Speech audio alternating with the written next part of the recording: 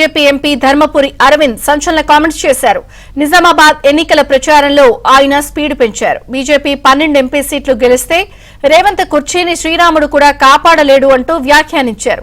August వరకు రేవంత్ ముఖ్యమంత్రిగా ఉంటాడో ఉండరో కూడా తెలియదన్నారు. రైతు రుణమాఫీని ఆగస్టులో ఎలా చేస్తారన్న అరవింద్ తెలంగాణ ఖచ్చితంగా 12 ఎంపీ సీట్లను బీజేపీ సాధించబోతోందని ధీమా వ్యక్తం చేశారు. ఆగస్టు నెలలో రేవంత్ ఎలా చేస్తారని అరవింద్ ప్రశ్నించారు. కాంగ్రెస్ పార్టీ చరిత్ర అందరికీ తెలుసన్నారు. 10 ఏళ్లలో నరేంద్ర మోదీ చేసిన అభివృద్ధిని చూసి ప్రజలు ఓట్లు వేయాలని విజ్ఞప్తి చేశారు. సీఏఏ, ఎన్ఆర్సీ, యూసీసీ ఎందుకు అవసరమో ప్రజలకు వివరిస్తున్నామన్నారు. దేశంలో 400కు పైగా సీట్లు గెలిచి మోదీ మరోసారి ప్రధాని కావడం ఖాయమంటూ ఎంపీ అరవింద్ ధీమా వ్యక్తం చేశారు.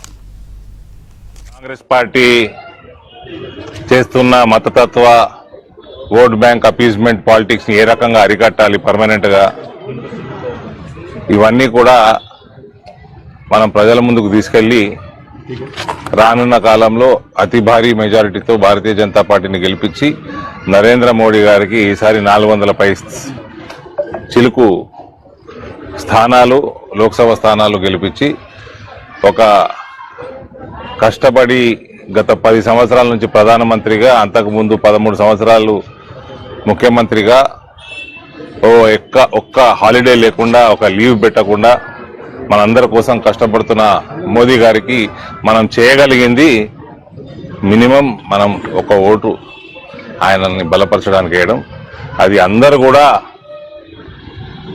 మే 13 నాడు దయచేసి పోలింగ్ బూత్కి వెళ్ళి పెద్ద స్థాయిలో నరేంద్ర మోడీ గారికి ఓటేసి మనము ఆయనకి ఆశీర్వాదం ఇద్దాము. ఆయన ఫ్యూచర్ లో చేసే పనులకు కూడా బలాన్ని చేకూరుస్తాం.